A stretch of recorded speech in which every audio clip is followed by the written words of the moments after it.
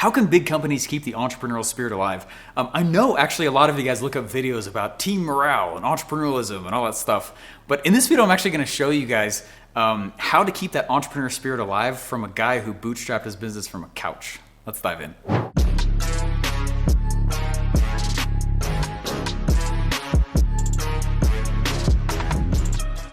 All right, now I have referenced my dad multiple times on this channel. He's awesome. My parents are awesome. My mom's incredible. She's taught me, I think I graduated all of school because of her. They're amazing people. My dad is actually a world-renowned coder, though. He's a full-stack developer. He's worked at some really massive companies and created a lot of industry standards for software development. Very, very smart guy. Obviously, as I've been growing up, I'm like, oh yeah, that was a business lesson he taught. No, that was a business lesson he taught. One of the lessons he taught me, especially as it pertains to the title of this video, is he said, Stephen, the problem with large companies is that one of the reasons they can't pivot very well is that there's literally so much internal politics. There are so many, there's a lot of red tape. There's a lot of hands that have to do with every single decision when a company gets really, really, really big. And so what I want to teach in this video is some very simple ways that you can keep that entrepreneurial spirit alive when the organization is big.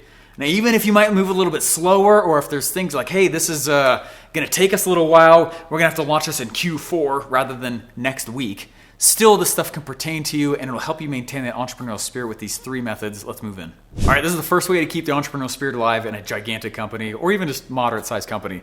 One of my favorite teachers in college, he was the CMO of Pizza Hut and of Denny's, and he helped us launch Star Wars Episode 1, which is pretty cool. He's an awesome guy. I was trying to figure out what I wanted to be when I grew up. And I was like, I don't know, man. Like, I got so many interests. You might be the exact same. I was like, I got so many interests. I got so many things that I want to go do in this life. I don't know. And so I was going to go into finance. And I really like finance and all that stuff. And financial econ was really exciting for me. Because I'm a nerd. And he said, Stephen, no, go do that.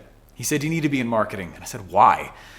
To be totally honest, I was like, marketing, like that's the thing you go into when you don't have any other skill set. That's such a naive statement.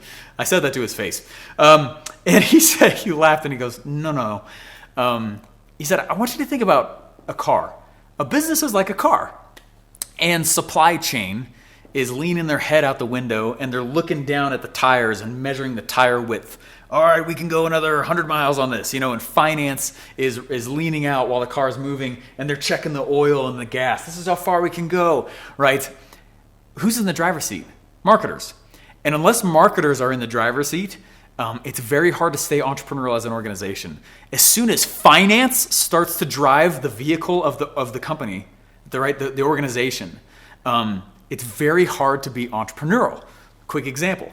One of Russell's CPAs that was in-house, so funny. He's an awesome guy. So this is nothing, awesome guy. But we would sell these books, right? We'd say, here's a free plus shipping book.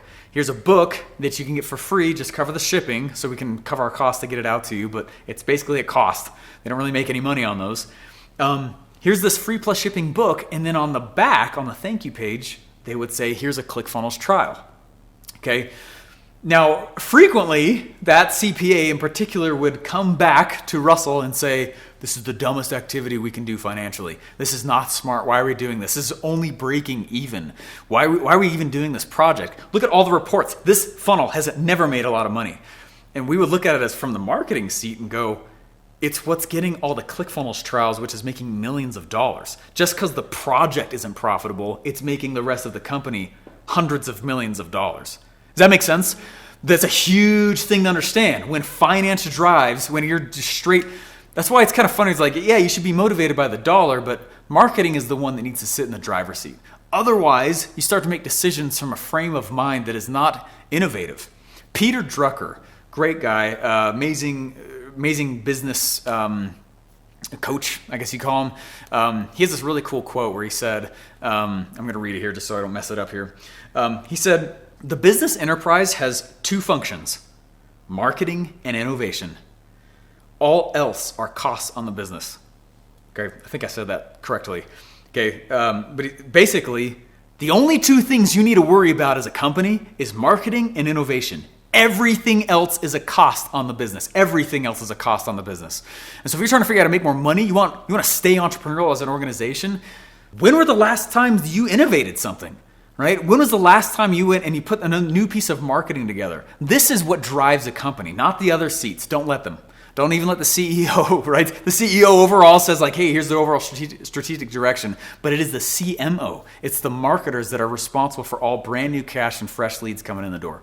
The second way to keep the entrepreneurial spirit alive in a big corporation or big business, or again, even moderate size, is to think like direct marketers. What is a direct marketer? I was at my parents' house going to Christmas, and I'd already been hired by Russell at that time, and I was working for him. And I remember we went to an Arizona Suns game, and and I remember we sat down in the stadium, and it was a basketball game, and sitting down, there were, all those floating banners. It says like Chase, Wells Fargo, all the sponsors of the stadium and the event. And I remember sitting there thinking, how do these companies know that someone sits in this audience, looks at their logo and goes, I should sign up for Chase immediately? They don't. That is literally the definition of what is called direct marketing. I'm sorry, general marketing. General marketing. So there's two different worlds of marketing. One style of marketing is actually called the world of general advertising, general marketing. The other is called direct marketing or direct advertising. One, I think, is completely dumb and reckless and deep-pocketed by corporations who don't measure the results of their marketing, while the other measures every dollar. And now I can say, for every dollar I put in advertising, I know exactly how much money comes back. That's called direct response marketing. That's the one that I condone, practice, have all my skill set in. General advertising and general marketing, that type of skill set was really the one I learned mostly in college, or a lot of times was referenced in college, where it's like, let's do an awareness campaign. Okay, awareness campaigns are stupid. Okay, just a big old waste of money. I don't need someone to see my logo 7 times before they buy. I can sell them while they see the logo the first time. All right, so I'm not going to go do awareness campaigns. I'm not going to go out and just deep-pocketed be like, show our logo. When you're like, that stuff doesn't matter. I only want to be able to measure the results of my marketing always. And so what a company can do to become more entrepreneurial is really this. Be a direct response marketing company. Can you measure the result of every single dollar? I was hired by Paul Mitchell Hair School, in college, and me and my buddy, we worked for, it was 6 hair schools in Idaho and 2 in California. And what they hired us to do was to bring new fresh blood into their stores. And so we were sitting there, and I remember, this is the first time I ever learned this. I got kind of good at general advertising. I could drive a lot of eyeballs, but none of them did anything. Does that make sense? That's general marketing, general advertising. And we sat down with the owners of these schools, and they were like, it's so cool that you guys have gotten this many people in, but how do we know like if someone's actually buying? Like, why are we going to continue to do this with you if we can't? And that was one of the first times where I ever realized the stark difference between those two worlds. So if a company is trying to become more entrepreneurial, the best thing you can do, be direct marketing practitioners, measure every single dollar, and then start to get feedback from the people that you're selling, because that influences exactly how you need to market to them. Before I show you the third way that I love to keep the entrepreneurial spirit alive, and certainly encourage my employees to do the same in my own company, subscribe. Hit the subscribe button. It's like this, it's the shape, and it's red, and it says subscribe on it. It's really easy for you to do that. Just move your mouse a little bit to the top, middle, leftish. But seriously though, if you click the bell though, we will send you, there's 5 videos we put out every single week, usually in the morning time. And they're videos that are meant to help you increase your sales, meant to increase your marketing, meant to get you existing customers to go ascend and move to the next place. So these are really valuable videos. Most have said that they're better than most paid things, but I want to be able to keep sending these to you. So subscribe, hit the like button if you're loving it, and then any feedback you want to leave us, if you're like, I wish you'd talk about this, I'm struggling with these things, put that in the comments. I read them. I'd like to know what it is you're struggling with. The third way big companies I have seen stay entrepreneurial is actually due to, man, when a company says like, hey, look, we got to be like entrepreneurial again, they usually go back to thinking about their product.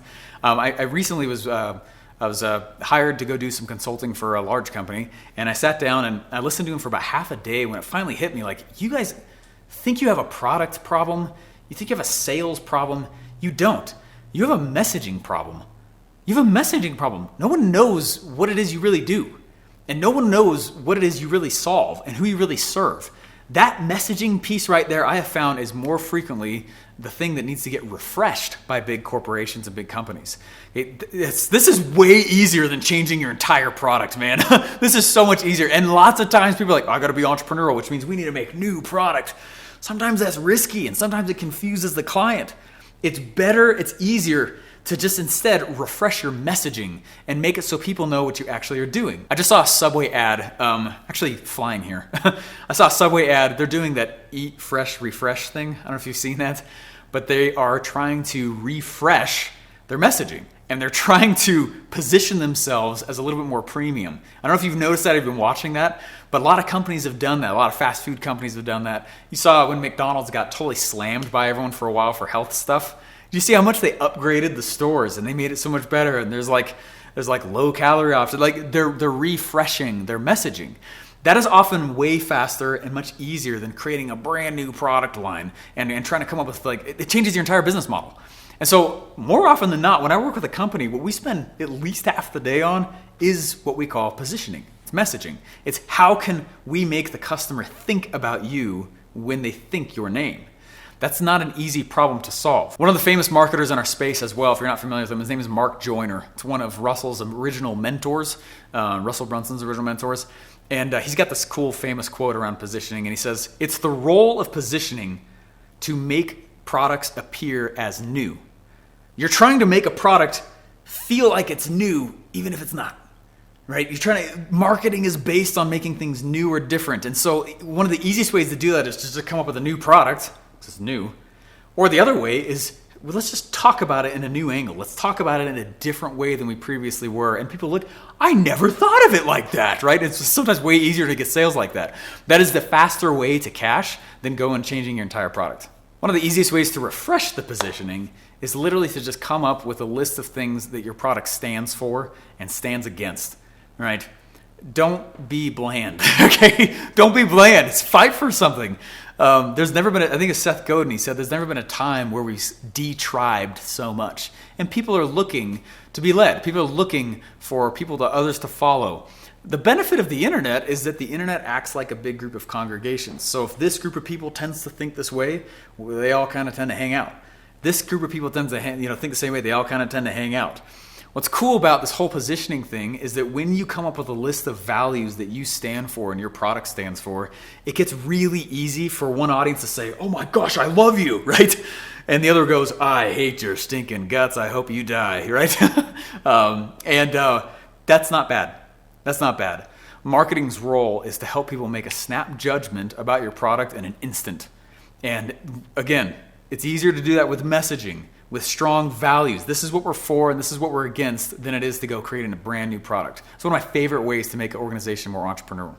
Speaking of polarity and things that make people say I love you or I hate you, I got a free gift for you. Go to capitalismswag.com. Our capitalist pig shirts will split the crowd for you. You don't even have to open your mouth. It's amazing. Walking down New York City is a really fun place to wear that shirt. But seriously though, if you know you're a capitalist and you know that money's not evil and there's nothing wrong with getting rich, please show it. I will tell you that as capitalists, I think that we need to be a little bit louder in this world right now. There's a lot of socialism going on. I think it's the devil, okay? I think it's awful. I want to give a free thing to you. We decided to make the Capitalist Pig shirt free. All we ask is that you cover shipping. Go to capitalismswag.com. The link is in the description. You'll see a place for you to put your address, your shirt size, and then I think it's like $9, okay?